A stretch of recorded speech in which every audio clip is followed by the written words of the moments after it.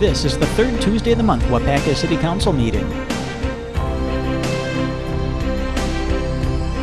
Let's begin with this. This is ordinance to create Chapter 8.11, driveway permits within Municipal Code Chapter 8, and this is Public Works. I call this meeting to order. In attendance are all except for Eric Olson from the City Council. We obviously have staff here with us too. I'm going to read the purpose of the hearing, and then Justin, I would hope that you would just explain a little bit about it before we take testimony. This was the public notice. Notice is hereby given that the Common Council of the City of Waupaca will hold a public hearing on Tuesday, March 19th, 2019 at 6 p.m. in the council chambers of City Hall 111 South Main Street, Waupaca, Wisconsin, to hear testimony to whether to create Chapter 8.11 driveway permits within Chapter 8 of the Public Works of the Municipal Code. The hearing will be for the purpose of giving an opportunity for any person interested, their attorneys or agents, to be heard. The ordinance will provide guidance to the city residents regarding standards to driveway access, construction, and maintenance within public right-of-way. A copy of the proposed ordinance could have been obtained from the Public Works Department at City Hall. This was published on February 28th and March 7th. So, Justin, I mean, it explains what it's for, but maybe you can just give a little history on it. Thank you, Mayor. Yeah, we'll have a little more discussion later tonight on the agenda, and the whole ordinance is shown starting on page 218, but the purpose of it is to permit work within our right-of-way whenever an outside contractor or person wants to do work within our right-of-way. We always require a permit. We don't have a permit system for installing a driveway or replacing a driveway or any of that sort of nature. So we wanted to do a permit so that we knew what was going on out there, who was working within our right-of-way. We could help guide them, use our standards, and make sure things are done right. It is a $0 permit, so there's no fee to it. And the point is not to be restrictive, but just to, I guess, make sure that people are doing things the right way and when they're working within our right-of-way. All right. Thank you, Justin. So at this time, then, we would take testimony in favor of this ordinance. If anybody would like to give testimony in favor, please step up to the podium, give your name and address for the record, and limit your discussion to 3 minutes or less. Any testimony in favor? Any testimony in opposition to this ordinance? I do have a question, sir. If that's Okay, is this something we can do within the agenda part of it? probably can. I didn't know what the best time to do it was. Yeah, you can do it now, I don't care. Clarification, I'm looking at paragraph 3 of paren 3 of the ordinance and talking about gravel driveways and basically prohibiting them, but allowing existing ones to continue unless the Director of Public Works is given a direction to replace them with a paved driveway. And I want to clarify that that is only in the right-of-way. Is that correct? That's correct. Okay. Yeah. Thank you. Yeah, good question. Alrighty, any testimony in opposition? Hearing none, I declare this hearing closed at 6:04 p.m. Let's do the City Council then right away. So welcome to our City Council meeting. Today is Tuesday, March 19th, 2019, and I call this meeting to order. And as always, let's begin with the Pledge of Allegiance. I pledge allegiance To the flag of the United States of America and to the republic for which it stands, one nation, under God, indivisible, with liberty and justice for all.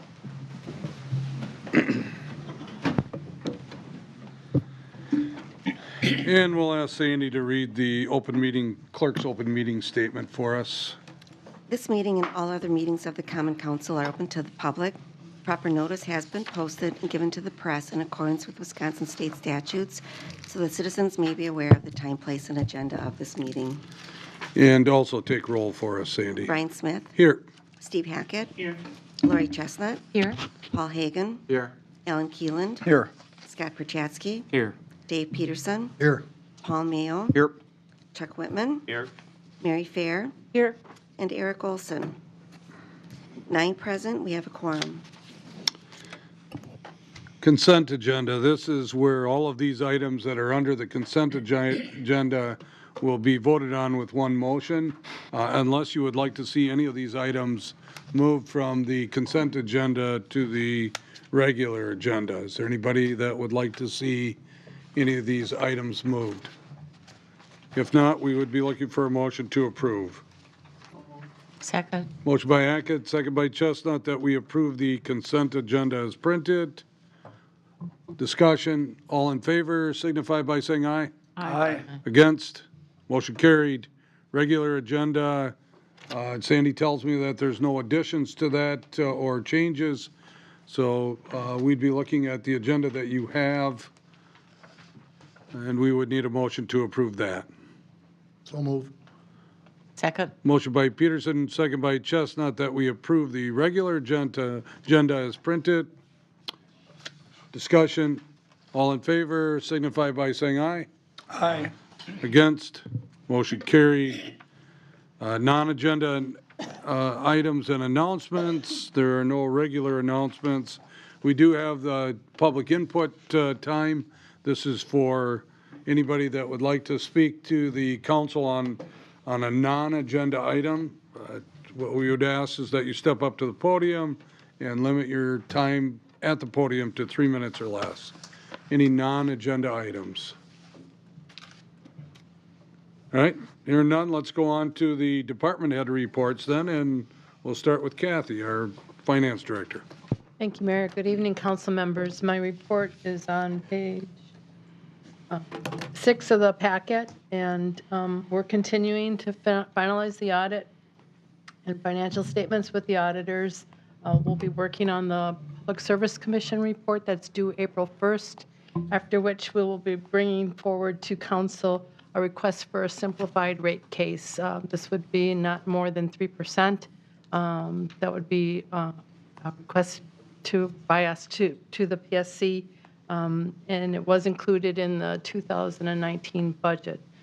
There will be no increase in the sewer utility rates for 19. We did finish the documentation for the bond sale that was last meeting, and those funds should be deposited next week, Thursday or Tuesday, I think it is. And we did get a premium on the bonds so that we did not have to borrow any or pay any of the issuance costs. So it was a good time to go to the market. That's all I have. All right, thank you. Anybody have any questions or comments for Kathy?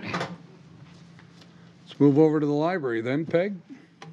Thank you, Mayor Smith. Good evening, everyone. We have a lot going on at the library. On this Saturday, we have Family Genealogy Adventures. That is open to any age, and they're going to be actually touring the Danes Hall, which will be exciting if you haven't had a chance to see that new facility. We're also just finishing up our I Did a Read, which is a reading program that is at the same pace as the I Did a Rod. And the whole idea is that the people who are reading are trying to beat the mushers by reading more pages. And there were over 400 participants, and it's really a win-win. They get daily emails that explain what's happening with the race and the highlights, and there are questions that involve things like math and science. So it's a great family program, and it was another great success this year. We have our Youth Art Month in the exhibit room, and it is really a phenomenal exhibit. You should take a look at the incredible creativity and the real talent that is there for our young people in Wapaka. And it's open anytime our library is open. Our Town, Your Future is our next exhibit, and we're working with the city to talk about, what's happening in the city, what's going to happen next year and beyond that, and where is our place in it. And Liz Kinnear, our exhibit room coordinator, has been working hard on that, and there will be some opportunities for interaction, too. We have a First Thursday film coming up on the first Thursday of next month. Hopefully the weather will cooperate. And we have a new book club called Global View Book Club, and there are books on display about different places in the world that help you to have a little bit of a window into what it's like to live somewhere else. All of those items are on our website. But I did want to share with you some of the things that happen on a daily basis. So we help patrons with technology or other special needs. They'll come in and they'll say, I need to print something from my phone. And we say, we can help you with that. I need to fax or email something to another organization, and we can help you with that. I need to download special documents from my iPad. We can help you with that. I don't know how to use a computer, and I need to sign up for a free cell phone. We can help you with that. I can't read anymore because I can't see the print. It's not big enough. I need to have something that I can listen to, and I can't handle a CD player. So we can help you sign up for the Library Books for the Blind. And all of that is available on a daily basis at the library. Thanks. Thank you, Peg. Any questions, comments for Peg? All right, Brennan, our Development Director. Thank you, Mayor, members of council. My report is on page 50 of the packet. Peg stole a little bit of the thunder, but the city is working with Liz on our the past, present, and future presentation, and we're tying into that our next community chat for our zoning code update. We are scheduling a public meeting for that community chat on April 23rd from 6 to 8 p.m., and that's going to be pretty interactive. They'll actually, East Central will be here to facilitate that meeting, but we'll be going between the exhibit room and also the meeting rooms and kind of and participating in that. So working with Liz, we're printing off the downtown plans. They're going to be doing some shoebox storefronts for the kids. So it'll be pretty interactive, not only for the kids, but also for the adults. We're going to have several image preference survey boards that people will be able to fill out information along with. We've been working with East Central to get some historic aerial photos all the way back to the 1930s of Waupaca and all the way through. So it should be a pretty fun exhibit for people to check into, and that'll be running through, I believe, until early May. The kickoff is going to be April 6th, which is a Saturday. Still continuing with the branding and wayfinding study. We're having a steering committee meeting at the end of this month and anticipate bringing forward a public meeting sometime in late April, early May to unveil that piece. And then RDG will start with the wayfinding from there. The weather is helping us out finally. It's melting some of the snow, at least for Justin's side of it, but it's also identifying some code enforcement issues we've been dealing with and working through that right now. At the next council meeting, we are going to have a presentation by Elizabeth, our code compliance officer, to the council. So we've been working on that as well. And we work with Wisconsin has a state kind of real estate for site that identifies different vacant land or buildings, and we've been working hard to update a lot of that with some of the vacant properties we have in the city here. So otherwise, everything else is informational. All right, thank you, Brennan. Questions? All right, let's move over to Public Works. Justin. Thanks, Mayor, once again. My report can be seen on page 55 and 56 of the packet. At our wastewater treatment plant, we replaced all of our lights within all of our buildings at the plant there to LEDs with the help of Bauer Electric and also Focus on Energy. We've estimated a payback of 2.5 years. So continuing just improving our energy usage down at our plant there. Our newest employee, Sam Zabel, has signed up for his general wastewater course in May. So this is just the first step to get him fully certified at the plant.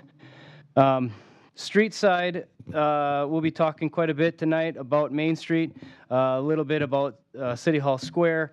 Also, we'll be talking about Evans Street and bringing that project forward, getting approval hopefully from you guys later.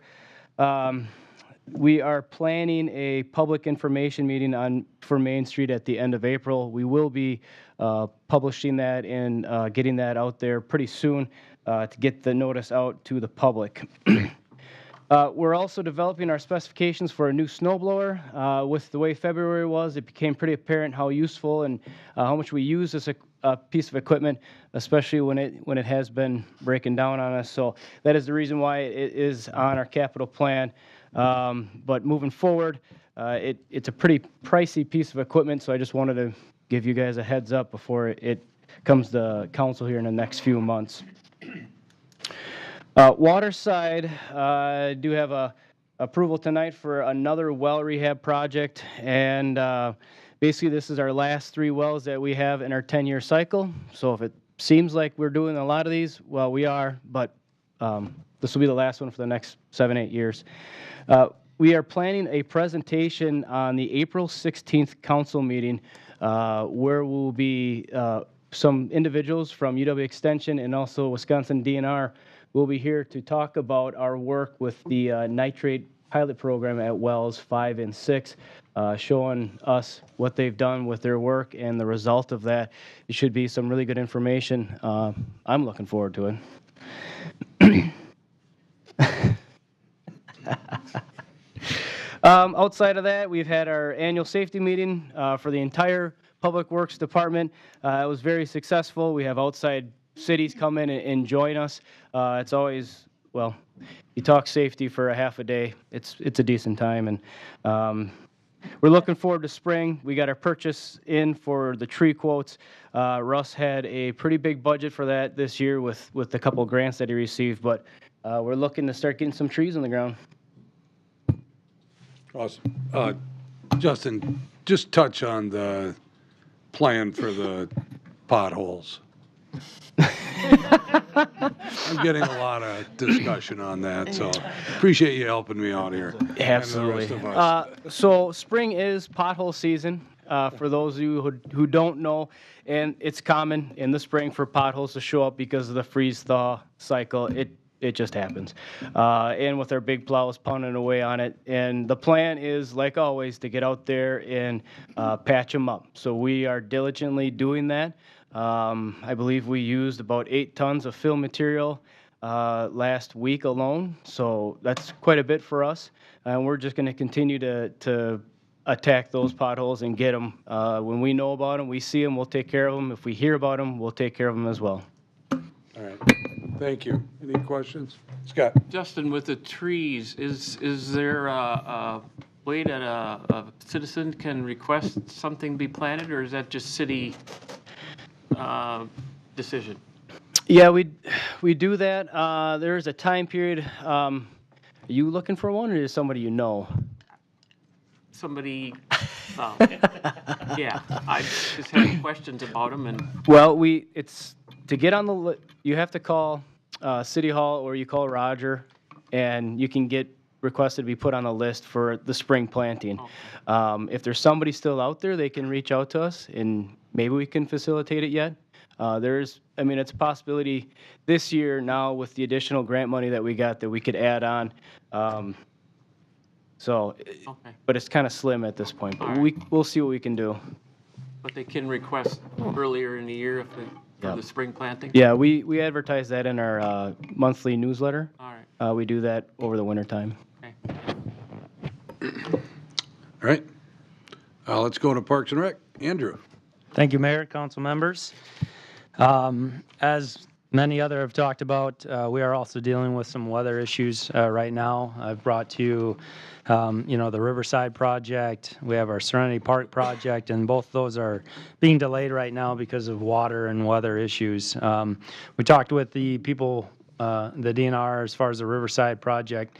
They're going to come back in 2 weeks and try to evaluate.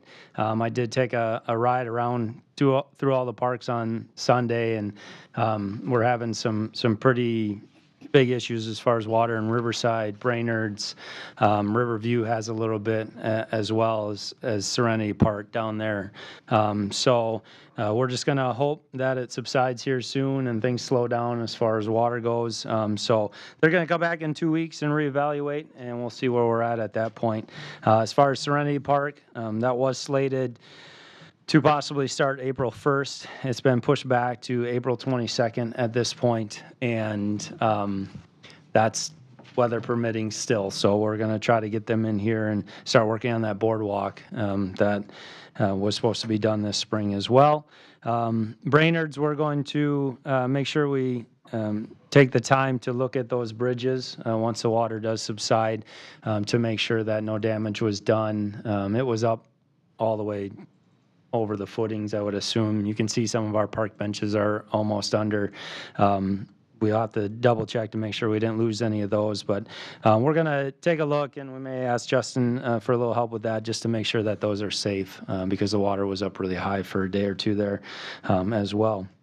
On the recreation front, all of our registrations did open on March 4th, along with that new booklet. That's another change we made. We've had a lot of registrations and a lot of good comments from parents and families that they can kind of plan out their summer and make sure they register for everything, including 2 new programs that Cassandra will be running. One is called 3 Sport, and it's for 3 and 4-year-olds. That's a group that we just haven't had much for. It's really just for fun, just to get out and play around and goof off. There'll be 1 during the day, 1 at night, and we already have people registering for those. The other new one will be an intergenerational games program, so it's going to be seniors from the senior center and kids who sign up, and they're going to be at South Park playing bag toss, washer toss, games like that, things that you would play in a backyard setting. The other thing underneath some recreation stuff we have is on April 13th, we have a mother-daughter princess ball. Registration for that was open, and it was filled. We kind of set it at 50 because of the room that we have in the rec. It was filled within 2.5 days. Miss Wisconsin's going to come down for that one, talk to the girls. They're going to do some makeup, some hair, some nails, and whatever else girls do at balls like that. So they're going to do that. And, that's part of our programs with the youth center and trying to create opportunities for families to get out and do things together. And so we'll keep continuing to do those, and they've been very successful. Senior Center, a couple things going on down there. I didn't get to talk at our last meeting, but Sarah was out for about 3 weeks and just a touch longer. She had to have back surgery, and she is back and at full strength now, so that's great to have. We did a good job. Some people really stepped up and took care of the coverage down there, and we got through that. She's planning for a big anniversary party this summer. That's going to happen on June 12th. The planning is in the process stage right now, but that's the date. There's a senior health fair coming up April 24th that they hold in conjunction with Farmers State Bank. It's a great opportunity for seniors to see what opportunities are out there, or vendors, or there's a lot of different people. It's a very well-attended, very successful event. And they're also having a book and bake sale this Wednesday and Thursday if you would like some new books or some baked goods and want to support the senior center. Come on down. That's it. All right. Thank you, Andrew. Questions, comments? All right, Chief. Thank you, Mayor, Council. Last week, Brett Rodens was promoted to Detective Sergeant. We had a testing process for the vacancy of John Helgeson when he was in that position when he got promoted to captain. Brett's going to start his new duties starting in June.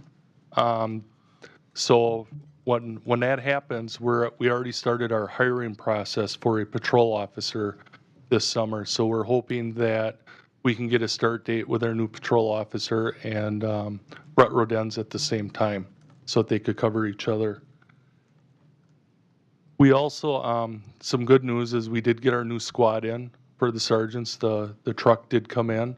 So unlike last year, we waited until the fall before we got them. So it actually came in, and that's in the process of getting all the equipment it needs. We're hoping to put that vehicle into the rotation at the beginning of May. And next Tuesday, the police department again is sponsoring at the Bread Basket.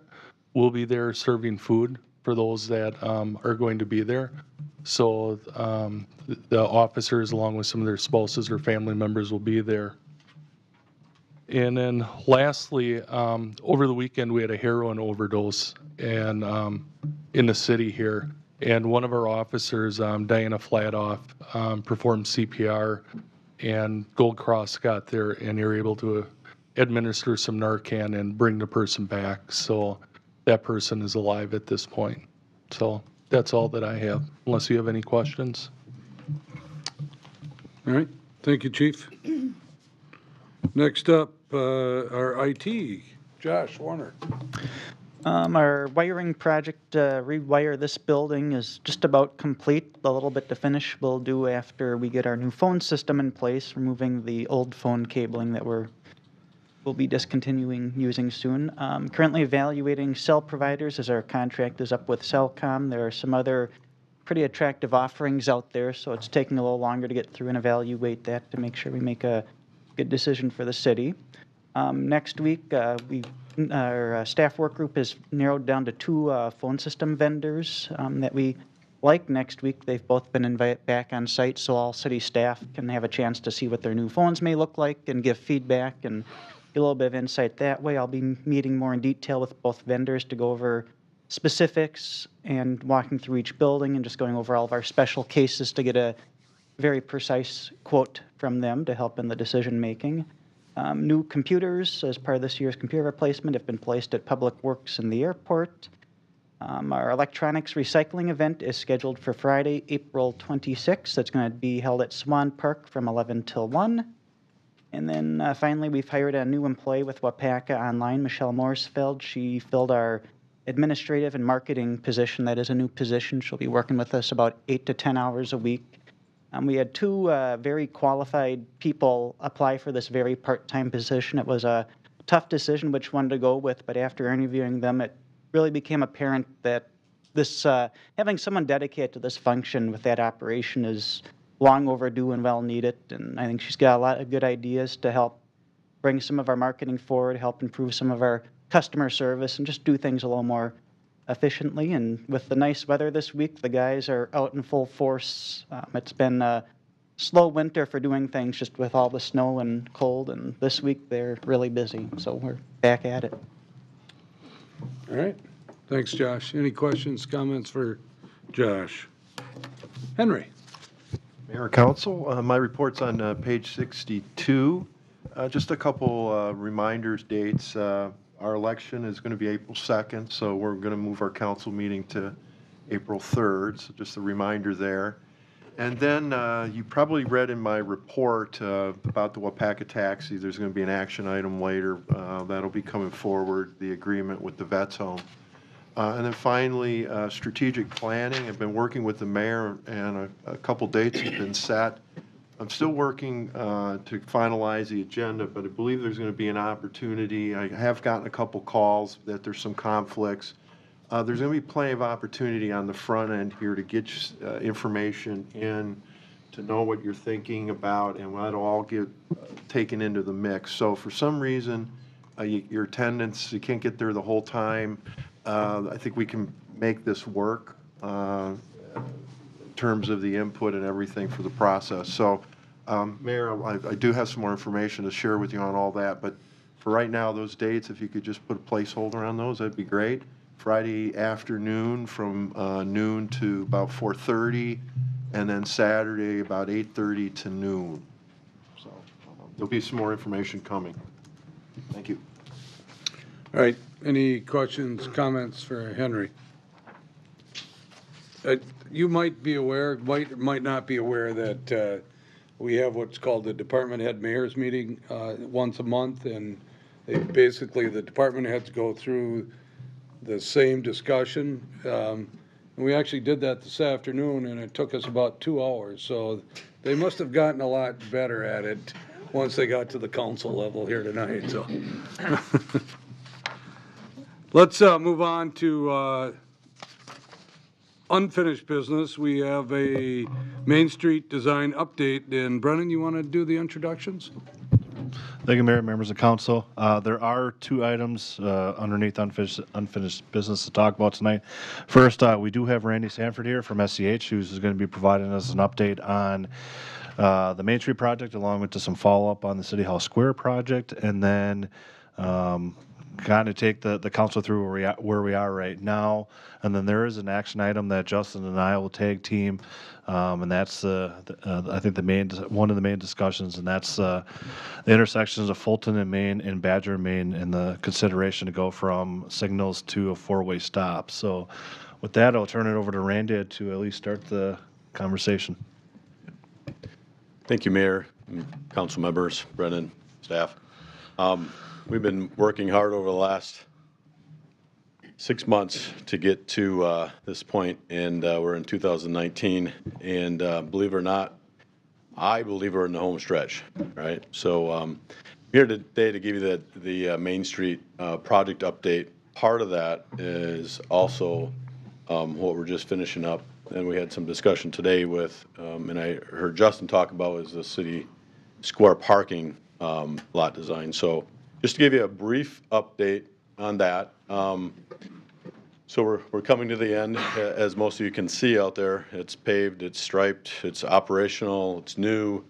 It's not green yet because we had some fall activities, and we're getting some greenness yet this spring. However, we're about 95 to 98% complete. That budget was approved in May of 2018 at $965,000 by you, and we went through the process. Justin managed the construction administration, and on October 12th, that was substantially complete. However, there was a clause in that the contract that the lights could be put up until December 31st. So we did get the lights here. However, they have been a little bit delayed, and there's a couple of some issues that staff is dealing with. But at this point, they are up. They're operational. Staff is holding $55,000 in retainage on those lights. We're coming to some common agreement with them. And to date, you have paid $896,950. So that's a total project to date of $951,950. So we're using up almost all of the budget, but there is a little bit left there at the end. And just wanted to share that with you, that staff and myself today have kind of gone over that. The goal is to, with the entire Main Street project, including the city square parking lot, our objective is to gain 30 parking spots. And I believe we're at that plus 30. Justin and I were talking today, it might even be 33, but we'll see once Main Street gets done. But we think we're on track with that. So as Brennan stated tonight, I'm here to kind of give a brief overview of some very technical pieces that you may be aware of in your packets today. You've had a week to kind of think it over, look at it. I heard Lori talk today about studying it at home. That excites me about that, so maybe I'll have some good questions tonight. But we went through a very technical process over the last year. We also went through an actual demonstration process that I'll get into just a little bit with staff here on a pilot study. But in general, I think what we're talking about tonight, and we're here to ask you to make some hard decisions for us as a design team to move forward with whatever pieces to this Main Street puzzle that we need to get into a 60% design completion and a 90% design completion by the end of this year. And I'll go over the schedule in a little bit. But generally, Brennan discussed some of the alternatives, and we're looking at your current signals, the way they sit, versus adding stop signs to those two signalized intersections. And it's not just a should we or shouldn't we do it and have the discussion. There are some very technical pieces, as you saw in that memo, about left turning movements, right turning movements, straight throughs, amount of traffic, level of service at each intersection versus the total intersection. So I'm here to answer those questions today about signals. Similarly, those same warrants are looked at for stop signs and how they react with what we call in the transportation world as a level of service. And that's important for you to understand. So I wanted to just take a pause here and just ask if there was any questions on the technical side of that memo that SEH has put together, not only for you, the city, but the DOT that you're receiving some funds for, up to 80% of this project on participating items, which those signals are a participating item. That will require this kind of review and then insertion into what we call a design study report. We need your help to make some determinations of your downtown. So I'll pause for just a second to see if there's any technical questions on the signals or on the stop controls packet. Anybody have any questions this time? So if you have questions, stop me. I'll continue on, but generally what we were trying to assess were their advantages and disadvantages of both. We're trying to get that out in your packet. We then said, yes, there's a need for signals and there's a necessary need for stop signs, and there are two different facets of that. A year ago, we had the same discussion, and we discussed, well, let's try it. Why not try it for a year and see what happens? So we had a pilot study that was done too. Maybe I'll just jump to that real quick. But that pilot study was completed by your staff. Your people had a year, just a little bit over a year, to comment on some of those things. And we had very positive feedback, and we had some negative feedback. So, if we had to say it was kind of a 50-50, positive and negative. And there are very many reasons for each one, and we've heard that at our last public informational meeting that was held last October. Just wanted to throw some comparisons up there. So if you have questions, again, so these are some pros and cons, advantages, disadvantages of each. But I'll go through the stop conditions first. Generally, drivers come up to a stop sign. Your drivers here in town said they would have a tendency to change a pattern. And as Brendan and I were talking today, that's not necessarily a bad thing. Sometimes that's a good thing. It might shorten queue lengths, which our report showed. It might also change where they access Main Street, and it might be a good thing for businesses. It could be a bad thing for businesses, so it could be a positive and negative. Shorter queue lengths. The level of service is a little bit lower, and I mentioned that level of service.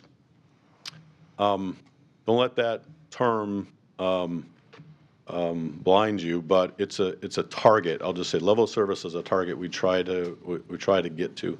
Level of service in this case means the average condition where there are some backups. And for stop signs, they're a little bit lower than we would like to normally see. And in any case, if you look into the details, it's lower because of a few things, but you also have less queuing distances as compared to a signal. So the level of service doesn't necessarily mean it's bad. It just means that there are some differences between that and the signals for traffic flow. But stop signs are generally less expensive. Obviously, you know that. And then, the pedestrian safety, some might think stop signs are not as safe, but generally in the engineering traffic world, stop signs are safe, especially when you narrow down the intersection or the throat at which people walk through those intersections. It may be easier for the driver to see them at a stop condition. Similarly, on the signals side, driver familiarity with signals in Wisconsin is high, so people, I think, also shared in the pilot study, they'd like to go downtown because they know they can maybe hit a green light. Some don't because they know they're going to hit a red light. They have to wait. They can't see anybody else coming, so that frustrates them. Level of service here is more of an average type for the future conditions. That level of C. We did have one leg that you might have saw, and there was highlighted in yellow, which dropped to a D. We don't get too concerned about that in your conditions cases and with low volume traffic. And you may think you have high traffic, but you have relatively low volume of traffic through your downtown and at low speeds, which is generally safe. The wait times during those off-peak times are, you don't have to wait when the light's green. You just go. Conversely, though, you may have longer lead times, and I was actually out there today between noon and 1, and just looking at what was happening with a red light at Fulton. There was actually 8 vehicles backed up, close to 180 feet That was some information that was shared in that report when you saw existing. So those queues are happening, and they're longer with signals, but they're shorter with stop signs. So it's a trade-off. Again, we think signals definitely are safe. There's a safe passage to go through, and actually we would have walking crossing lanes so the pedestrians would see, and it would help enhance that safety of people walking. So they would have, the comfort zone of a pedestrian walking across at a signal is generally, I'll say, less aware because it's walk across. At a stop sign, they're more aware, so you have some safety in both cases. So I wouldn't put safety in one over the other from my perspective as an engineer. Improved response times downtown. Of course, if you have green lights, you can turn them to green for fire, police, and safety. And so that's an advantage. And then, of course, the signals are more expensive. So that's a con. However, DOT is paying for 80% of those. So in your current budget, we have $370,000 budgeted for the two intersections for upgrades under your current agreement with the state. So we try to set those two apart. We'd like you guys to consider us, ask any questions of myself, staff. Again, I'll just take a moment to see if there's any other questions. Dave? Just to clarify, is that queue time you wait before you get to actually go across, or what is the definition of queue? I don't. Yeah, queuing is in the report itself is queue length is the distance that they stack up. So they're queuing. Let's say in some of them it might be 150 feet to 210 feet. So as I was describing to Brennan today, standard 18-foot vehicle, maybe a little bit less, but 18 feet, you divide that by the queue length, and that's how many cars would stack up. In some cases, in the existing, we saw 5 to 6 in that report, and in the future, we saw up to 12 that could be there, and I today saw 8. So we're seeing queue lengths back up. So what we're trying to avoid is when we get a queue length from one intersection to the next, we don't want to see that. That would really drop your level of service to almost like an E. And alphabetizes A, good, E, not so good. So that's the level of service. Try to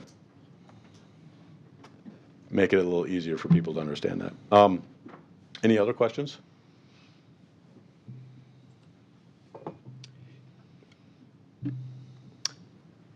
So we're going to move on from the traffic control questions. We have other pieces of this puzzle for Main Street that we're working on as well. Over the last, I'll say, 4 to 6 months, we've really been diving into the details of your geometry, your sidewalks, your roadways, trying to make everything fit within that existing right-of-way. What we have found is there are some discrepancies with your existing right-of-way versus what people actually own for their properties. And 80% of those private property along Main Street are currently on some type of publicly owned property. And it's by inches. It's something that we've looked at, and if it's less than 1,000 square feet of area, DOT kind of says, yeah, okay, that's not much we can do about it. We'd like you to take care of it, but maybe not necessary. But anything over 1,000 square feet, you're going to have to try to clear these things up for us if we're going to help pay for your project. I've had some of our engineers go through that. We're upwards of 8,000 square feet. And, we can clear those up fairly straightforward from an engineering perspective by preparing a plat. Your staff and our staff has sat in with a new project manager from the state of Wisconsin who is aware of this change to the project. We haven't completed this portion of the project, but DOT is requesting that SCH put a plat together in order to take care of this project, and that all of these be cleaned up by May 1st, prior to May 1st of 2020. But it doesn't give us that much time, but it's another year to go that we get cleaned up. 8,000 square feet is not a lot from our perspective, but in DOT's perspective, it is enough to warrant a plat. So our team's been going through a change. We've acknowledged that with your staff. We have a change process plan in place. And I think we're still putting some information and final touches to that plan. And I think in April, you guys will be seeing a change order from SCH to do a plat that will get us to the spot where we can finish right-of-way needs at the downtown. So more to come on that. Once that plat is complete, though, then your staff will have the ability to acquire, if necessary, in either simple or temporary limited easements. And you may need some outside assistance with that, and that will be part of the planning process that we hope to help staff through is probably next month. That we'll get back to the council on that. We are looking at your, oh, excuse me, yeah, go ahead. How does it happen that public or private property is on public land? What would be a scenario of that happening? Yeah, it's a great question. Most likely records back in the 20s, 30s when the plats were made and field measurements were made. They didn't use the precise accuracy we have today. And the records are there, but buildings were built on city property, and it was allowed because they didn't have the instruments that we have today to do that. So you have some buildings extending onto and slightly over by 6 inches or less into sidewalks, or you have a ramp on a sidewalk that extends onto somebody's property that would be public on the private. So we have a little bit of both, but mostly it's the other way around. It's the private on the public. Okay, thank you. Okay. Thank you for the question. Good question. Additionally, along the same lines of knowing the geometry, we're trying to design underground as well. So we've been working with Justin and the Public Works Department to redesign sanitary sewer, water main, and storm sewer. These are not photos of your project just yet. However, if you notice, there are some very deep cuts that are in these pictures. And the top bullet there is we have some facilities here that are in sanitary sewer that are over 18 feet deep. And we're only within a defined corridor that we can work in. So we're going to have some very deep cuts. We're challenged with trying to keep some of those areas open during construction. And one of the next steps that we're trying to do and accommodate emergencies and alternate routes for during construction, we'll have 2 alternatives that we'd like to share with the public coming up at your next public informational meeting. But again, some deep challenges. We're looking at all full new replacement, and all of those have been considered in the budget as well. Additionally, our team is going through a streetscape design for you. There's been an initial budget set up, and we're trying to design to that budget. If we'll think back over 2 years ago, we set that budget with you all at $4.8 million. I don't have a specific update for you tonight in detail, but I can tell you we do track it with your staff, and we've tracked it recently, and we're still on budget for that $4.8 million. However, month to month, we come up and are faced with design and budget challenges, and your staff helps us through that. And I can say as of today, we're still on track for that, but with some challenges ahead of us. One of them is streetscape concepts. We'll also have some beautification, trees, benches, some bioretention soils. It might be some artwork that might weave in there. It could be some decorative saw cuts in certain places. So, but we do have a budget that we understand, and we're trying to meet those budgets and give you a flavor of that. So at our next public informational meeting, which is going to be in April, I'll talk about that. We are going to have a couple of options there, budget concerns on where we should start to move forward. Again, these are some of the concepts that we had. RDG is another consultant that we're working parallel with, that they're doing the amenities and streetscaping while we're doing the built form of the roadway on parallel process. So getting to finalizing my discussion here tonight, we had our first required public informational meeting back on October 10th, 2018. We're required to have two. Since that meeting, we had a good public feedback. We've heard about the signals and the stop signs. We've made some changes since then, so now we're ready to show the public again some more information. So as Justin stated earlier, April 22nd is not that far off. We're almost 30 days from that schedule now. So that will be held at the Danes Hall, and staff and my staff will be getting the notice out very shortly. We're working towards a 60% design review by yourselves, the city, and the state of Wisconsin. What we call a design study report complete phase, which is a culmination of a couple of years worth of design and a lot of information going together goes into a report that DOT gets. That's required. So it's also required for federal funds, and you're getting some federal funds from the state. So we also are then in quick turnaround working towards 90% plans that are due to the state for their review February 1st, 2020. All of this stuff happens months before we make those, so we understand you and your staff are comfortable with what we're sending in. So when I say we're moving forward in a fairly fast pace over the next 6 months, our staff and your staff will just about be complete, with the exception of some paperwork to do with the state by the time this gets to the letting process. The letting process, which is when the DOT has their bidding process, it's 4 times a year in the state letting process. Yours is scheduled for November 2020.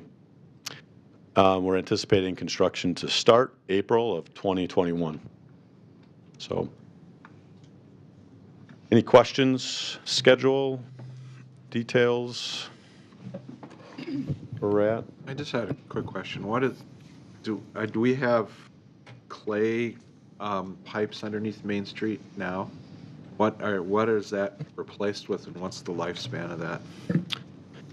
Yeah, Justin's probably more apt to answer that than I am, but you do have, it's called clay tile under there, and I believe all of that will be 100% replaced. Replacing with a PVC pipe, polyvinyl chloride pipe.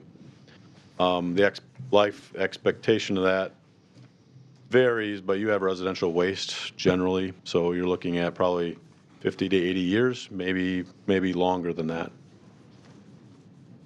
Thank you. You've got a time span there of about 8 months on your construction. Is that the reality then, from April till November? Right. Yeah, that's the challenge here. We want to start as early as possible and finish it as quick as possible, so that we know that your downtown will be challenged for those months, and we want to try to finish it as quick as possible to make sure that their businesses stay lively. So our challenge is to get an efficient design so that we meet those construction schedules. You sure you can't switch those 2 months around, November to April? Right. Any other questions? I want to go back to what you were talking about with the budget, and our total budget for the project is at $4.8 million. Is that correct? Correct. That was an all-in number as we look back. All right, and you made a couple of comments that you felt that was going to be difficult to stay with? Right, yeah. So, we're constantly talking amongst your staff and our staff about all the big pieces to this project, and it's the roadway, it's the sidewalks, it's the landscaping, it's the signals, it's the underground work, and they all combine. It's the engineering, it's the landscape design. All of that has to come into that 4.8. Kathy and I and your team were talking today, and over the last 3 months, part of that budget that we set for 4.8 million, and Kathy, you can correct me if I'm wrong, we set a goal to find $500,000 of additional grant funds for you. And we've learned that the grant process may not be as favorable now within the last 3 months as it was when we started off 2 years ago. So the challenge is going to be, where does that $500,000 that we had in our original budget come from? And so we're going to have to talk about that as we move forward. And where we're at, we are carrying a 15% contingencies on the design, on the construction phase of that. And we're within that 4.8 right now. And we're under that number of 4.8. However, I know how challenges go with finding grant dollars in the amount of 500,000 can be challenging. So you still feel that the project can be done at $4.8 million? Correct. You're just concerned about that 500,000 for the grants? Correct, Okay. Yes. Okay. Is Can that I, it's okay? You want to ask first? Can I go back to, Kathy's got something to add. okay, go ahead. One of the things is that if we do not get that 500,000, then we will have to use all of the 2 million that we plan on borrowing in 2021 just for Main Street. When we looked at our debt service, that's one of the things that we are going to be limited so that there isn't an increase in our tax levy for debt service. That would be the maximum that we could borrow in 2021 would be. So that 2 million that you're talking about that we would borrow in 2021 included other projects? Yes, it did. There's there's about 2.8 million worth of projects that are in the capital plan right now. We also have next year's capital plan where we've got 2.6 million worth of projects, and we can borrow only 1.5 million without raising the tax levy for debt service. So those are going to be some discussion with staff as to what projects are going to move forward and get slotted in within that rate, or the decision from council to raise the tax levy for debt service. All right, thank you. That's good to know. I have some questions about streetlights, so I'll let you go, Scott, I and then was Henry. wondering about the grant dollars. Are those federal or state grants you would go after or possibly go after? Well, the current state agreement you have is federal dollars that are administered by the state of Wisconsin. So it's an 80% match, and then you pay 20%. I think he's talking about the 500,000. 500, yeah, the grants, I guess. 500,000. Is it state or is it a federal thing going? So actually the dollars have increased from the state, which is nice to see. However, the eligibility of WPACA has changed. That's a change. You're teetering on a medium household income number that the state's using. That number has slightly increased. Actually, sorry, slightly decreased for you. So it kind of throws you off the measure. But there are ways to get around some of those things. We're starting to look at that. We don't feel that WPAC is in a position to get around it like we would try to maybe normally do. You can do some income surveys for local areas. However, your downtown is serving your entire population, so we can't really do an income survey. So I get back to my discussion before about challenges. We're still committed to our 4.8 million. However, every time we meet, Kathy is keeping us all posted that we need to be cognizant of where the money is coming from and keep you guys all updated. So, and that's what we're doing. Okay. Henry, go ahead. I think, Randy, you're trying to project costs, 3 to 4 years into the future. Could you explain real quickly for us how you kind of go about that process? Sure. So when we first started this process almost 3 years ago probably, we looked at your current SMA and what the construction costs were back then. That was from 2014. Fast forward 5 years later, your SMA that you have with the state has not increased, decreased, or changed at all, but inflation has. And but as an engineering team, your team, we have to take into consideration inflation, construction costs on a yearly basis, annual basis. We're carrying at contingencies as well as we go through, but we are projecting some inflation. Some of the costs that you saw today, staff saw, are the numbers that we're looking at are a history of DOT numbers. So we're actually getting real world numbers from last year and estimating forward. So that has taken into account inflation and real actual projects that are similar in size to yours that we're estimating today. And so we'll also be looking at adding, you know, if necessary, if we see numbers higher or lower based on this construction year, we'll be trying to forecast that into the future with a slightly increase in inflation or construction pricing. But that will change on a quarterly basis, and I think, Henry, you alluded to that just now, is the number we keep chasing. And but it's important for us to, as a team, to continue to chase it until we get it an actual bid. So it is hard to evaluate that, but we do have real world numbers we're dealing with as of last year. And as much as the DOT can update that, we're also on the non-DOT side of municipal design. Our firm tracks those, and then we also check with what's called an RS means catalog to see if those numbers are tracking with each other. So we have kind of a triple check on numbers. Does that mean we'll be right, wrong, or different? Kathy would say we're never right because we never hit it right, but a lot of times we're low, and hopefully we get it close, though. Anybody else have any questions? Randy, let me ask you this question.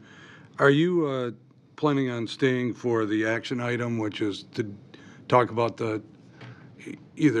Yeah, I'd be happy to, yes. Well, then I'll ask my question then, if you don't mind. You bet. Okay. Any other questions for Randy at this time on the Main Street design? All right, sounds good. Thanks, Randy. Hey, I'm going to ask that before we go to the 8B here, if we can go to 9A. And this is, I should have done this earlier, but this is that application for a temporary Class B retailer's license for Toto Foundation Incorporated. They're going to have a catwalk fashion show on May 16th, 2019 from 5 to 9 p.m. at the Danes Hall on South Main Street. Henry, your name is on this, so you want to just set this up for us? Well, yeah, it's a fundraising event. The Toto Foundation, I think, wants to use the Danes Hall, right? It's a new venue. I think you've had this event in other Henry, if you're going to talk to somebody in the audience, you should probably introduce her. Oh, I'm sorry. Go to the podium. Hi, my name's Ellen Davis, and I'm here on behalf of the Toto Foundation. Yes, we've had several fundraising events through the years at different locations, the different hotels in town and things. And with the Danes Home opening, we thought it would be really exciting to bring something to that side of the town and bring people to introduce that event to the area. So we've chosen Danes Home, and we are applying for a liquor license for beer and wine for that event. Good. Anything else that we need to know about that? Move to approve. All right. Motion by Mayo, second by Whitman, that we approve of the application for a temporary Class B retailer's license to Toto Foundation Incorporated for a catwalk fashion show on May 16th, 2019 from 5 to 9 p.m. at the Danes Hall on South Main Street. Discussion? All in favor signify by saying aye. Aye. Against? Motion carried. Good luck. Thank you. Great, thank you. Yeah. Terry, are you here for a reason? Okay, all right. All right. Well, that's a reason. Yeah. Let's go back then to 8B then, which is the consideration possible action on Fulton, Maine and Badger and on the main signals for those stop signs. Brennan? Thank you, Mayor, members of the council. Our memo from Justin and I starts on page 154. As you heard, Randy did just provide a overview of not only just where we are with the Main Street project right now, but also, what has gone into, where we are this evening and the decisions we're asking of the council to make. On page 155 of the packet, we are asking for actually 2 recommendations for design directives.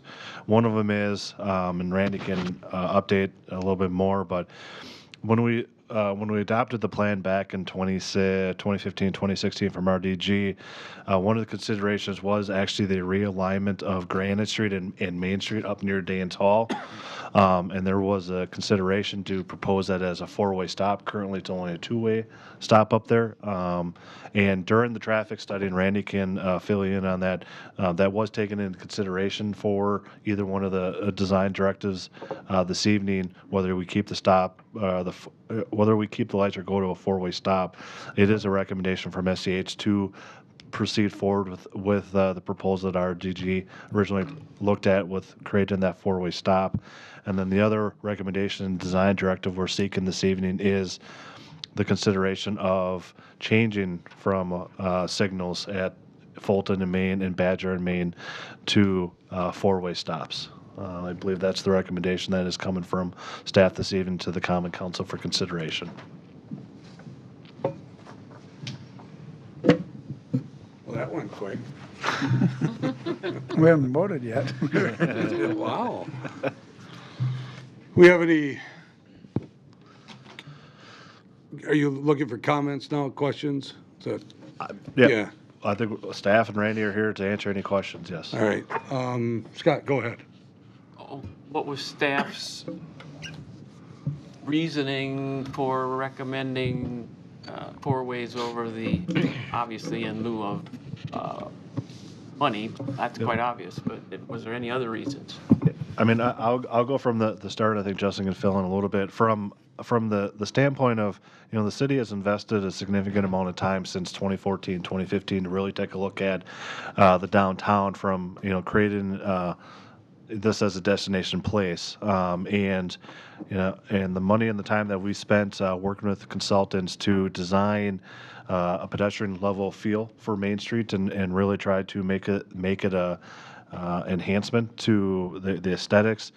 The recommendation that came out of that downtown plan was to go to 4-way stops. We are looking to narrow the roads and the travel lanes a bit because they are a little bit wide out there. That does take into consideration also, some bump outs and everything else that would minimize the pedestrian distance that they have to walk.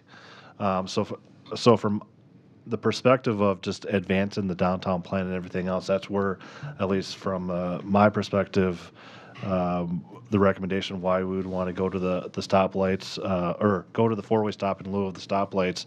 We did conduct 2 pilot studies, one during the off-peak time. And we got, I don't say we got some comms of we didn't do it during the, when the main tourism traffic is through here. So last summer, as you saw in your packet, we did do it for, from May to September. And, there's positive and negatives that we're seeing from both sides, but, and working with, Justin and his team, working with Henry, we did kind of a boots on the ground assessment and talking with, the business owners that would probably be the most affected by this. And John, since he's right next door, to me as well, they felt that going to a 4-way stop, improved the pedestrian traffic and actually more or less improve the flow of traffic through the downtown.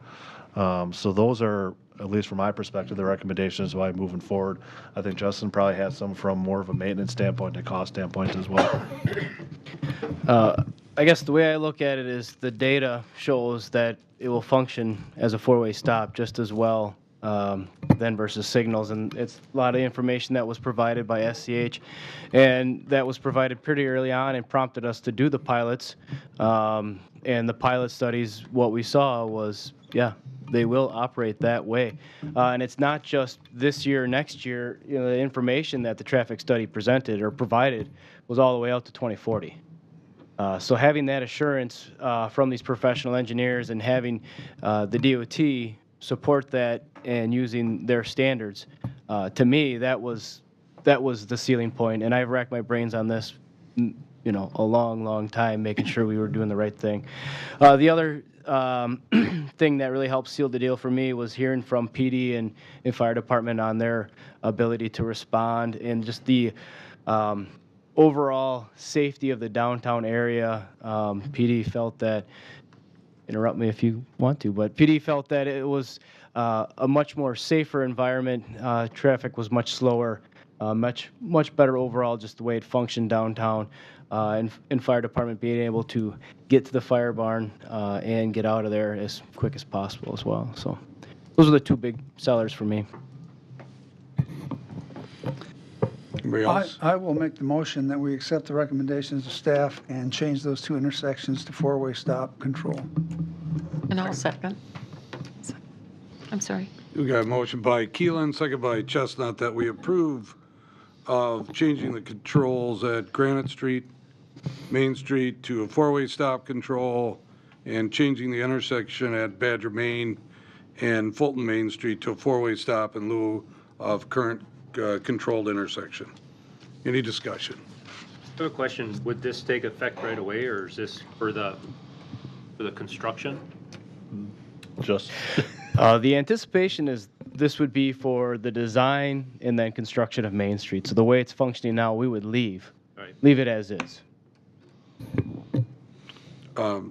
My question before, Randy, if I can ask you, was and I know we probably addressed this, but I have to feel a comfort level here too. So I have a couple questions as we go through this. One is when you're going south on Main Street and you get to Badger Street, the majority of the traffic turns onto Badger Street, left onto Badger Street, and there's an arrow there. There's also an arrow that turns north onto Main Street there too. Having a four-way stop, will that slow down or create more backup on Main Street going south without the arrows? In your, if you look at that specific intersection on the packets, I believe the level of service dropped just slightly on that left-hand turn. But your question is, will the traffic back up? And the answer is yes, because it currently does. And will it back up more? Actually backs up less with a left-hand turn there, but the traffic doesn't flow as well through the entire intersection. Does that make sense? So you'll have less backups on Main Street. With the stop and go. With the stop and go, right. But it actually has a less level of service for traffic flowing through it because they can't get through it enough and fast enough. So when you have a stop conditions, like I have a really good picture of it today, but when you have a stop condition at the left turn lane, and it's a light, and there's nobody sitting at the light, but everybody has to wait for that light. Like there was up to 8 of them today waiting at the light, but they were waiting for nobody to go through. But at a stop sign, so that's a queue length, right? At the stop sign in that same condition, each one of those stoppers will come up to the stop sign and yield to nobody and go, yield to nobody and go. So they're going, not waiting. So the backup on Main Street will be slightly less. I looked at those numbers that you're talking about. It's not a lot less though. It's maybe 2 cars existing and maybe 4 cars in the future. So. Okay. And then this is more for our staffers here question. I'm looking at our survey that we did. In the survey, the summer of 2018 survey, 58% of the people didn't like the four-way stop, but you're recommending that we do, even though more than 50% of the people in our city said, we don't want you to put four-way stop there. And also, you're saying that 256 in the summer of 2018 said that it changed their travel patterns. Well, you got to figure out of that 256, it was 212 of them were negative and 44 of them were positive that felt that that was a change. So this is where I'm having a hard time, quite honestly, telling you the truth. And I have, ever since I've seen this statistics. You know, I mean, if we're going to ask for a survey and we're not going to follow what the survey says, let's quit asking these survey questions. Let's just do what we want. You know? I mean, it just makes us look foolish when we don't do what the survey is telling us to do.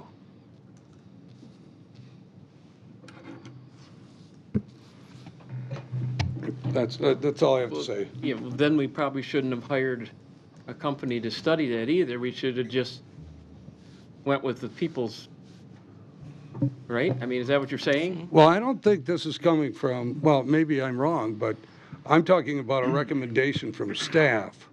Yeah. I'm not talking about a recommendation from our engineering firm. I'm talking about a recommendation from our staff to go forward. But they were relying on the engineering firm with a lot of technical data I see coming out that the populace really doesn't have, I guess. Then why ask the questions? Well, You know, I'm missing something here. I'm sorry. We had 2 surveys, one of which was positive. In other words, there are more people for it than against it. So I think there's value in having the surveys. Well, and I would agree with you if you had 2 surveys at exactly the same time. But one was in the fall when there's 50% of the traffic that you have in the summer, at best. You know, don't get me wrong, I live in a spot in this city where we have a total of 6 stop-and-go lights in the city of Waupaca, and I have to go through 5 of those to get to work, you know? So I'm okay if we get rid of some, but I'm just saying that what's going on here, you know? I mean... Can I just interject one? So we call it a pilot study, but it's actually a demonstration of what we think what might occur, what we think the public might see. There's 2 different things. So to your point, Scott, the data that we kind of shared with your staff was, well, no, it doesn't change it a whole lot. So if you want to do it, it's not, you know, stop signs or signals are not warranted. Make some changes. We could have stop signs. Well, staff wanted to pilot that or demonstrate that to themselves. So I think what I see with results like this on a survey, your staff did a great job with that, but there are errors on every survey that have to be reported. Your staff is not professional surveyors, so what I take it as the demonstration is that the numbers are the numbers. There's always error when you do surveys, and I know that just because we work with professional firms that do surveys. So there's probably at least a 5 to 10% error in what we did. So what your study kind of shared both ways. So and it could be one or the other. What that's really telling me, your question, what it told me was that half of your people wanted it and half didn't. Kind of, you're still at that 50-50 stage.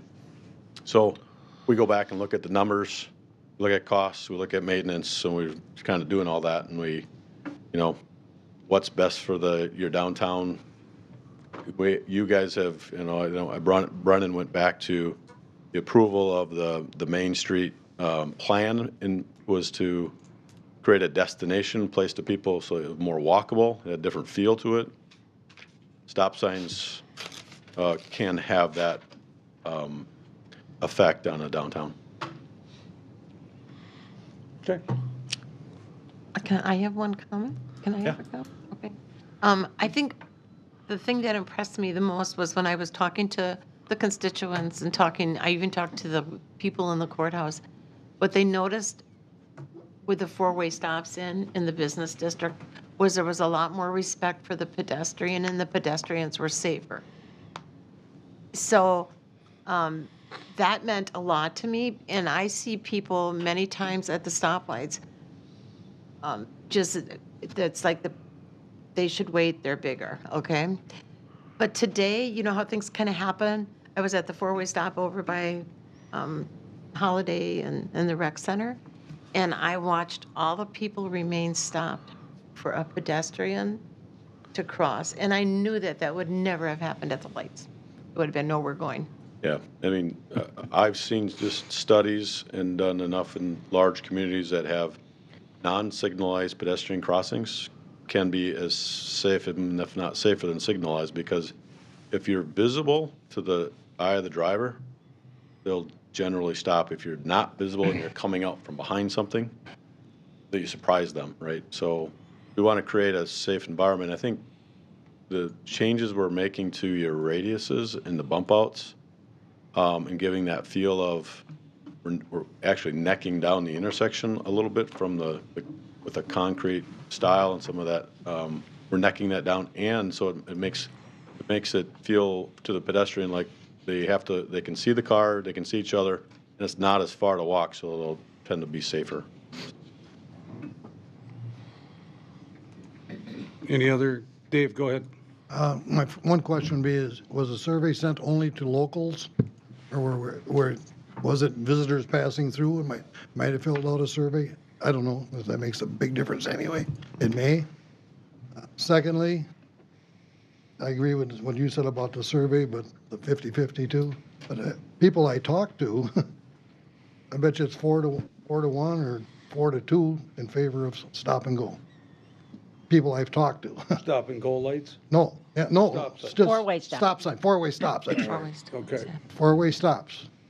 And secondly, or thirdly, whatever it is, the paragraph that most impressed me in that whole printout was police, fire, public, well, that's arguable, business. The business owners seem to say they want four-way stops.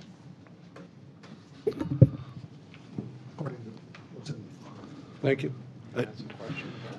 Dave, to answer your question about the survey, when we did both of them, we did have an online version, so people could actually go to the city website and fill it out. But we also did have it paper copies that were distributed to most of all the businesses, a majority of them in the downtown area, which we picked up. So that we did that on both occurrences. So again, I mean, we're not only receiving information from I would say residents in the community, but especially I think during the summertime, you probably did see more input probably from some of the visitors and tourists that came in during the weekend. But again, we did follow up when we picked these things up and everything else, and did speak, directly with the business owners and everything else too. So when I say boots on the ground, we were, confirming, some of that information that was being passed out and comments that they heard from people that visited their establishments.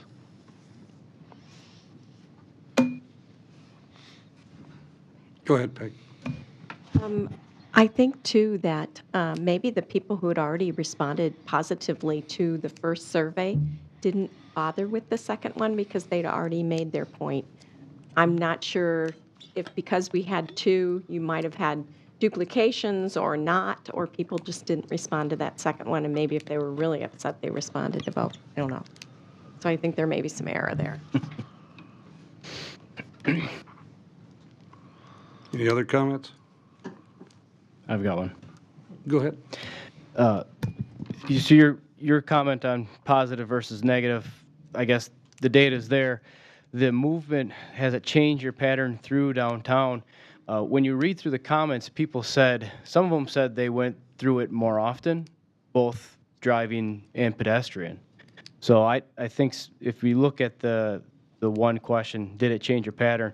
You can't look at that as a negative or a positive. You have to look at the comments. So some people said they use downtown more often. Okay. Again, I'll say this one more time. You ask for a survey, the survey says, don't do it.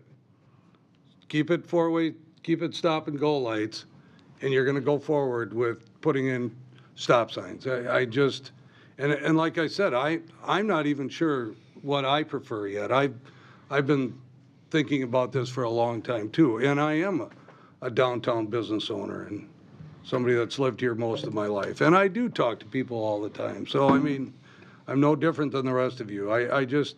Let's stop doing surveys if we're not gonna listen to them. Okay, we're gonna just make our own decisions here from now on. All right. Anybody else? This is under the, well, let's vote first.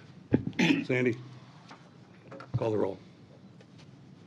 Dave Peterson, Aye. Lori Chestnut, Aye. Paul Hagan, No. Scott Prochatsky, Aye. Paul Mayo, Aye. Mary Fair, Aye. Steve Hackett, Aye. Ellen Keeland, Aye. and Chuck Whitman. Like to abstain. All right, we've got 7 ayes, 1 no, and 1 abstention. Motion carried. Okay, let's move on. We have under new business agreement for an expanded taxi service between the city of Waupaca and the state of Wisconsin. Henry? Thank you, Mayor. The agreement is on page 168. I did talk about this a little bit in my monthly report. If you remember, we awarded a new contract to Brown Cab. Their cost per hour went up, and we've estimated that we need to recoup about $63,000 in fares and other revenue from the vets home to kind of make the city whole, and that the city wouldn't be subsidizing the fares of the riders in King. It's been a good program. We have some new staff at the vets home that we were working with, so that explains some of the delay. But basically, this contract is very similar with 2 changes. We went from $4.65 a ride to $7.61. And then all the other fares you adopted on your first meeting in January apply for like package delivery and that kind of thing. The other thing the Vets Home has agreed to do, and it's a real positive, is contribute an additional $4,000. They contributed $4,000 in 2018 to what's called our local share. And then that's that memorandum of understanding that was attached. I think it's like page 6 of the agreement. So we're going to monitor this. I've asked Brown to do we're going to do a mid-year report, June, and kind of see where our fares are coming in and how that's all working, and if we expect to hit our targets on that. So this is an increase in our costs to the Vets Home, and would ask for your support and adoption. Okay, so we're looking for a motion to approve. Motion by Hackett, Second. second by Keeland. Council enter into an agreement to expand a taxi service between the city of Waupaca and the state of Wisconsin Department of Veterans Affairs for January 1st, 2019 through December 31st, 2019. Discussion? Sandy will call the roll. Scott Prochatsky, Aye. Chuck Whitman, Aye. Ellen Keeland, Aye. Paul Mayo, Aye. Paul Hagan, Abstain. Lori Chestnut, Aye. Dave Peterson, Aye. Mary Fair, Aye. and Steve Hackett. Aye. 8 ayes, 1 abstention, and 1 absent. Motion carried. We have three people that are applying for operator's license, license report number 1441. Looking for a motion to approve. So moved. Second. Motion by Fair, second by Hagan, that we approve license report 1444. Discussion, all in favor signify by saying aye. Aye. Against, motion carried. We have, Is that license report 1441 or 1444? You said 44. okay. So what did I say? You said 44, 1444. All right, well, you know I'm a numbers guy, so it has to be 1441. Okay. I believe our police chief's going to pull one of these off, right? Yes, there's one of them, Mayor, that was going to be pulled off. A letter was sent to the individual if they wanted to come and talk to council At the next meeting. at the next council meeting on the 3rd. Well, we just approved the, No, we have. how does this work, John? Can we pull it back? If it got approved, there's no point in that person coming to the next council meeting. Well, I'm not sure why, or was it a denial of? we also voted to approve 1444, Yeah. which Well- means we didn't approve 1441. We all know what we were talking about here, but. All right, well, let's say I screwed up and let's just redo it here. 1441, license board 1441.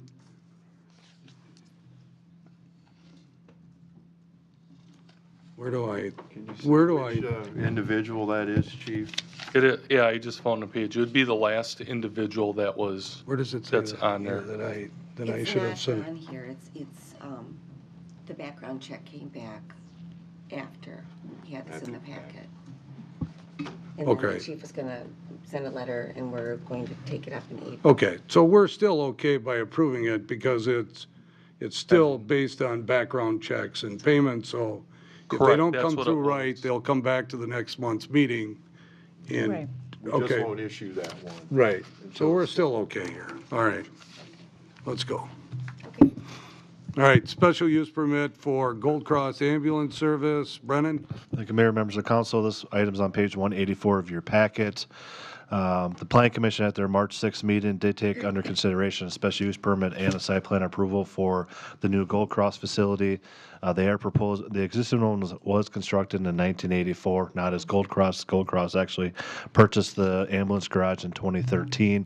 The city's previous zoning code basically grandfathered in the former building, but due to the scope and nature of the building, Gold Cross is actually proposing to tear down the entire existing structure minus their detached garage and construct a new facility.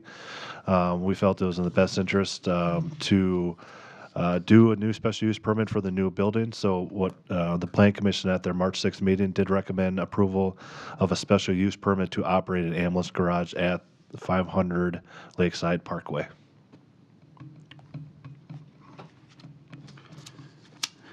So we're looking to approve a special use permit for this property at 500 Lakeside Parkway. Motion? Move to approve. Second. Motion by Mayo, second by Fair, to approve the special use permit for Gold Cross Ambulance Service at 500 Lakeside Parkway. Discussion? Sandy will call the roll. Chuck Whitman, Aye. Mary Fair, Aye. Dave Peterson, Aye. Lori Chestnut, Aye. Alan Keeland, Aye. Paul Mayo, Aye. Paul Hagan, Aye. Scott Prochatsky, Aye. and Steve Hackett. Aye. 9 ayes, motion carried. Rezoning, John and Carol Piotr. This was also brought up at the City Planning Commission meeting. Brennan? Thank you, Mayor, members of council. This item is on page 205 of your packet. This is really a follow-up action.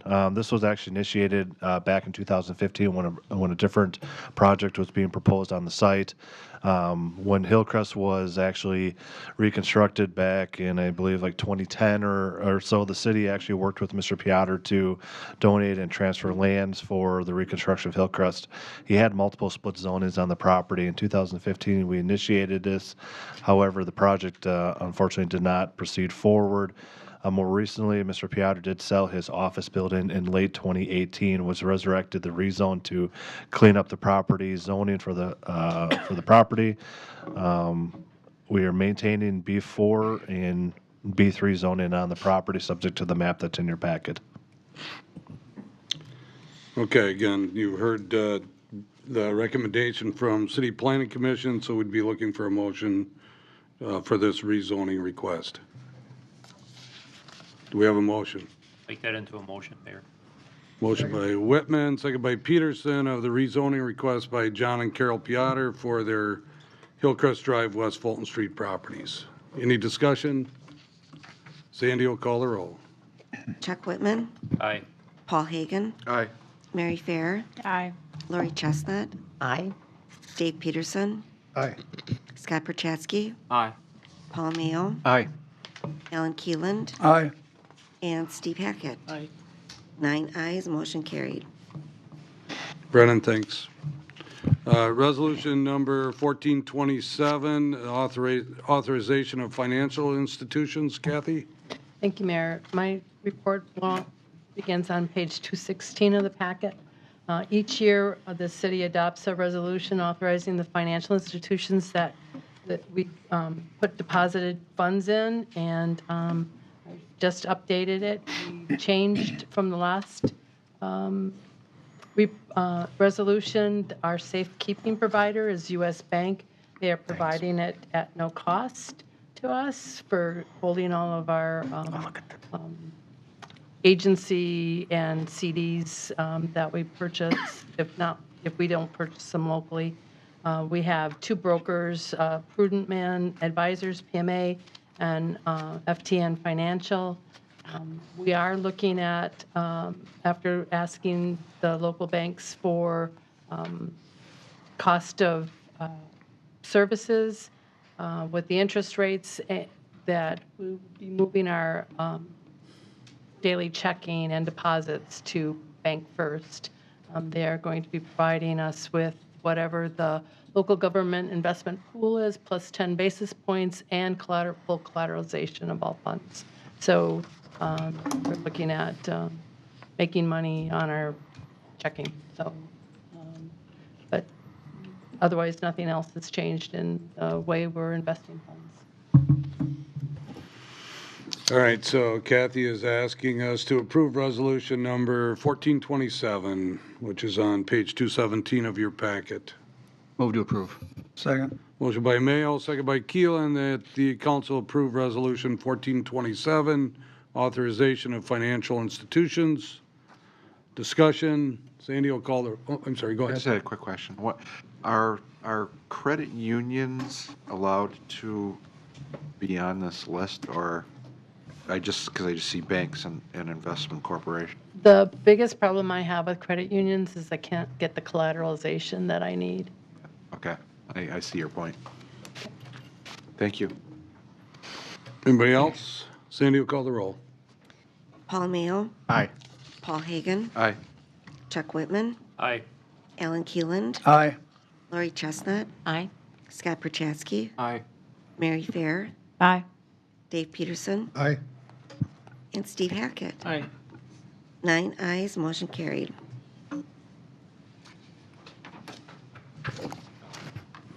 All right, next we have ordinance number 0219. This is an ordinance creating chapter 8.11 of the municipal code, driveway permits. This is the first reading, but instead of me reading the whole thing, Justin, just summarize what the city's trying to do here. We're not trying to make it tougher, we're just. Yes, sir. Yeah, it's the first reading. So we're just concerned with what goes on within our driveway. So to Alan's question, prior to past the property lines, we don't regulate, perhaps with the exception of the commercial developments, but that goes through Plan Commission. What we're looking to do is have a permit system where any work within our right-of-way would require permit. That's a $0 permit, and this ordinance here is just for driveways. So whether that's a new construction, a replacement of an existing one, or moving, we have our standards. And a lot of times what happens now is we just try to, whether it's myself or Roger, discuss with the individuals what we expect within our right-of-way. This ordinance basically lays it out as far as measurements, design criteria, costs, construction costs, maintenance costs, and restoration, the whole 9 yards. And a lot of this stuff has been brought up or rehashed there within like our policies or certain standards that we have. It's never really been put down on paper and condensed as whole. So it's just cleaning up a lot of loose ends and getting it all in one easy reference spot. And again, as the mayor has noted, we're not trying to be restrictive. We're just trying to figure out who's working within our right-of-way and trying to help them out as much as we can. And that's basically the skinny of it. And then just have it all in black and white of who does what and what we expect from those people working within our right-of-way. All right, so that's first reading. Any questions? We'll take this up at our next council meeting, first meeting in April. All right, let's move on to Wells 5, 7, and 8 Rehabilitation Project, 2019. Yeah, I'll keep rolling. On page 221, we have Wells 5 and then 7 and 8 on the rehab docket for this year. Again, it's part of our 10-year schedule. We put that out to bid. We received 3, which is shown on the memo. You can see that from lowest to highest. When we go through this, there's a baseline cost. That's what I have on that top kind of chart there. And then I have broken down below it what we expect to spend on this project, given a worst-case scenario as far as when they pull the pump and well apart, if we're going to have to replace or repair a lot of the internal workings of the wells. So we budgeted $70,000 for it. With the bids we got, plus considering like a worst-case scenario of replacing nearly everything within our wells, I'm looking for a approval of not to exceed $61,000 to the lowest bidder, CTW. We worked with this company before, Justin? Yes, last year they did wells 3 and 6. Okay, so it's recommended by Justin that we hire CTW Corporation at an amount not to exceed $61,000 to do the rehabilitation for wells 5, 7, and 8. You want to make the motion? Move to approve. Motion by Keelan, second by Peterson. I think I'm pretty good. Any discussion? Sandy will call the roll.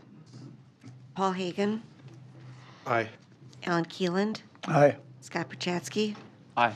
Chuck Whitman, Aye. Lori Chestnut, Aye. Paul Mayo, Aye.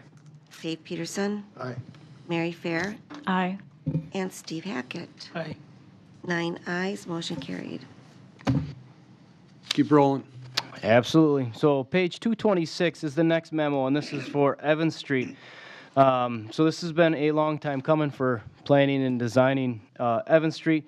We went out for bid, and we received 6 bids on that, ranging anywhere from $533,000 up to $695,000. We budgeted $680,000 altogether. And the low on these bids was R&R Wash, was the same contractor that built the City Hall Square here. So we have a familiarity with them. We feel that reviewing the numbers, they look good. Grimmer and Associates, which was our designer, has recommended that we should be fine going with R&R. They've worked with them in the past. They have a good assurance, work with them. And then also the cost-wise, it seems very doable, and the numbers line up.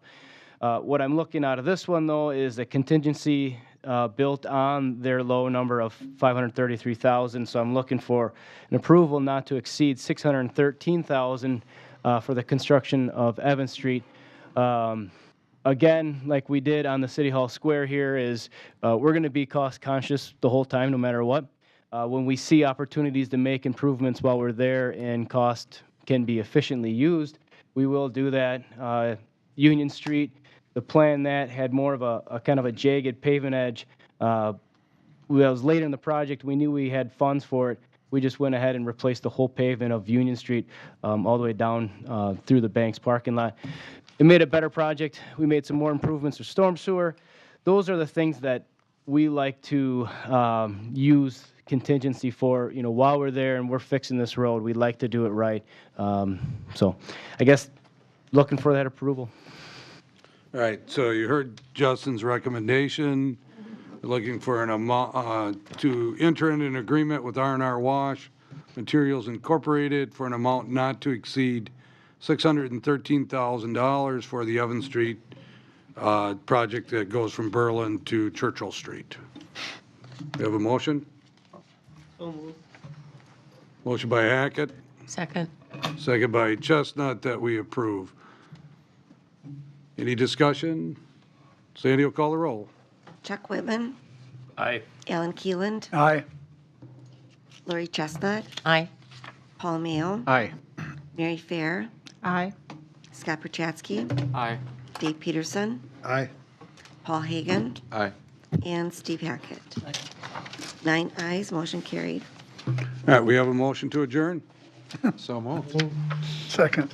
Motion by Hagan, second by Peterson, that we adjourn till our next council meeting, Wednesday, April 3rd, 2019, subject to call. All in favor signify by saying aye. Aye. Against? Motion carried. We're adjourned at 7:45.